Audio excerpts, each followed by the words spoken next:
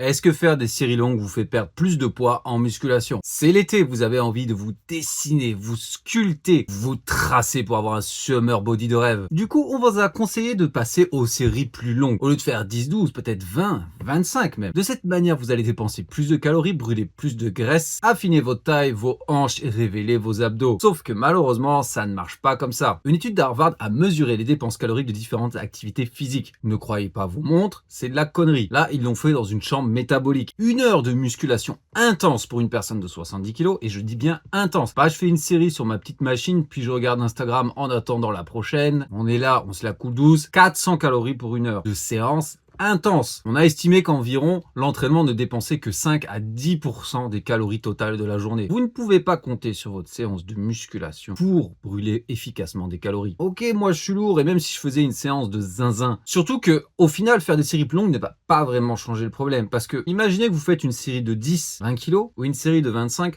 à 12 kg. Vous comprenez bien qu'il faut plus d'énergie et donc de calories pour soulever une fois 20 kg que pour soulever une fois 12 kilos. Donc au final, en faisant des séries plus longues, vous allez peut-être légèrement brûler plus de calories. Ça sera quelque chose de vraiment minime qu'on va rajouter sur quelque chose qui brûle pas beaucoup au final. Ok, si vous commencez à faire des dingueries, des supersets, vous alternez des exercices, peut-être même bas du corps, haut du corps, on va commencer à brûler un peu plus. Ok.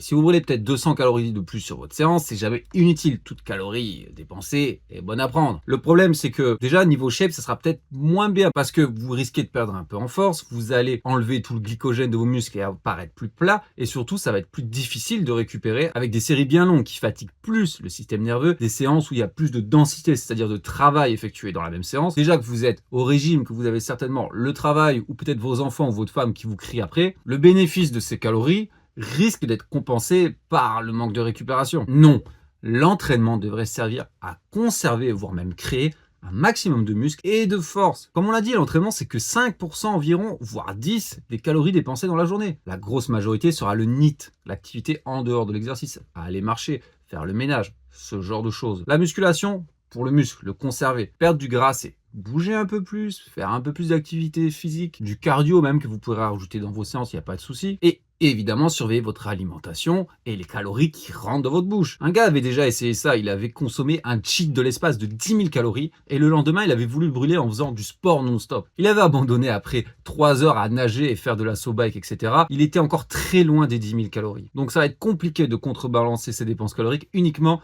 avec le sport, surtout quand c'est de la musculation qui dépense peu de calories. Contrairement au cardio, vous allez beaucoup moins en dépenser. Donc, si vous voulez faire des séries plus longues, il n'y a pas de souci, surtout si vous ne l'avez pas fait depuis longtemps, ça risque de procurer un nouveau stimulus pour votre croissance musculaire. Mais le but de votre entraînement devrait toujours être le muscle, le conserver, ancré. Vous n'êtes pas obligé de faire des séries longues, vous pouvez très bien rester avec même vos séries de 8 si vous le voulez, en perte de poids. Arrêtez d'être matrixé par les réseaux et de vous prendre la tête pour rien.